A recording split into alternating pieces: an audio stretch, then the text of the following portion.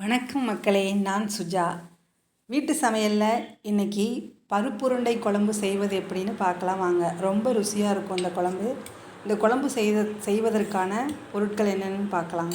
நான் இன்றைக்கி 100 கிராம் துவரம்பருப்பு, 100 கிராம் கடலைப்பருப்பு எடுத்து ரெண்டையும் 2 மணி நேரம் ஊற வைக்கணுங்க. அப்புறம் வெங்காயம், தக்காளி, புளி வேணும், பூண்டு, 3 காய்ந்த மிளகாய், கடுகு, சீரகம், வெந்தயம், சோம்பு, உப்பு எடுத்துக்கோங்க.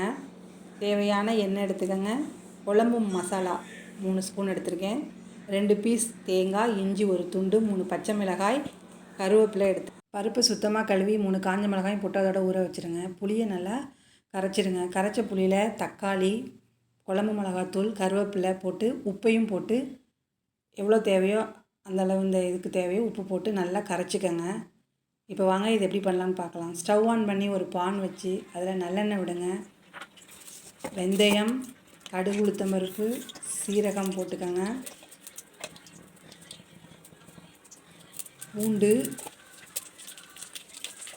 கருவேப்பிலையும் போட்டு கறிய விடுங்க. அதில் நல்லா வெங்காயம் 2 வெங்காயத்தை நல்லா சின்னதாக பொடிசாக நறுக்கி அதில் போட்டு நல்லா வதக்கு. இந்த வெங்காயம் நல்லா வதங்கிறதுக்காக இதுக்கு கொஞ்சம் உப்பையும் போட்டு நல்லா வதக்குங்க. சீக்கிரத்தில் வதங்கிடும். வதங்கிடுச்சு. இப்போ நம்ம கரைச்சி வச்சுருக்க கரைசலை, புளி கரைசலையும் ஊற்றி குழம்பு நல்லா கொதிக்கணும். அதுக்குள்ளே நம்ம ஊற வச்ச கடலைப்பருப்பை மிக்ஸி ஜாரில் தண்ணி இல்லாமல் போட்டுக்கோங்க. ஒரு சொட்டு தண்ணி கூட விட வேண்டாம். அதில் இஞ்சி 4 பல் பூண்டு போட்டுக்கோங்க. 3 காஞ்ச மிளகாய் அந்த ஊற வச்சோம்ல அதில் அதையும் போட்டுட்டு சோம்பையும் போட்டு நல்லா அரைச்சி எடுத்துக்கோங்க. இந்த அரைச்சி உள்ளதை ஒரு பவுலில் போட்டு அதில் வெங்காயம் பொடியாக நறுக்கிய ஒரு வெங்காயத்தை நல்லா பொடிசாக நறுக்கி போட்டுக்கோங்க. பச்சை மிளகாய் 3 பச்சை மிளகாவையும் பொடிசாக நறுக்கிக்கோங்க. கருவேப்பிலையும் நல்லா பொடிசாக நறுக்கி அதில் போட்டுட்டு இதுக்கு தேவையான உப்பையும் போட்டு நல்லா கிளறிக்கங்க. ஃபுல்லாக நல்லா கிளறி சின்ன சின்ன உருண்டையாக உருட்டி தட்டில் எடுத்து வச்சுக்கோங்க. அதில் கொஞ்சமாக தனியாக எடுத்து வச்சுக்கோங்க ஒரு பவுலில். அதில் கொஞ்சம் தண்ணி மிக்ஸ் பண்ணி கொதிக்கிற குழம்புல நம்ம இப்போ விடலாம். அப்போ தான் குழம்பு கொஞ்சம் திக்காக இருக்கும். அதனால தான் நம்ம இதை விடுறோம். விட்டு இது கொதிக்கட்டும். அப்புறம் நம்ம தேங்காய் இது கொதிக்கிறதுக்குள்ளே விட்டு தேங்காயும் சீரகமும் தனியாக அதை நான் காமிக்கலை, அதை அரைச்சி தனியாக எடுத்துக்கோங்க.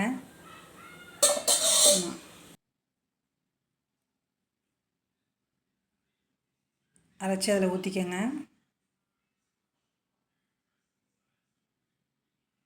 இப்போ நல்லா அந்த குழம்பு கொதித்து வரணும். அது வரைக்கும் வெயிட் பண்ணுங்கள். இப்போ நல்லா கொதிச்சிருச்சு. இப்போ நம்ம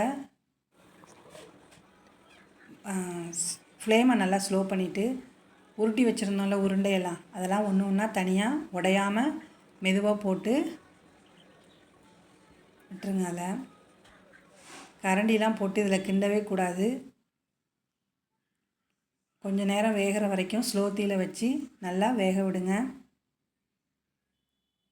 ஒரு லிட்டு போட்டு மூடி ஒரு 10 நிமிஷம் கொஞ்சம் நேரம் கொஞ்சம் ஸ்லோ தீயில் வச்சுட்டு அப்புறம் கொஞ்சம் மீடியம் தீயில் வச்சு வேக வச்சிங்கன்னா பருப்பெல்லாம் வெந்துச்சுன்னா மேலே வரும். உருண்டையெல்லாம் மேலே வந்துச்சுன்னா வெந்துச்சுன்னு அர்த்தம். இருந்தாலும் நம்ம வேக வைக்காமல் இது சில பேர் வேக வச்சு இட்லி பானையில் வேக வச்சு போடுவாங்க.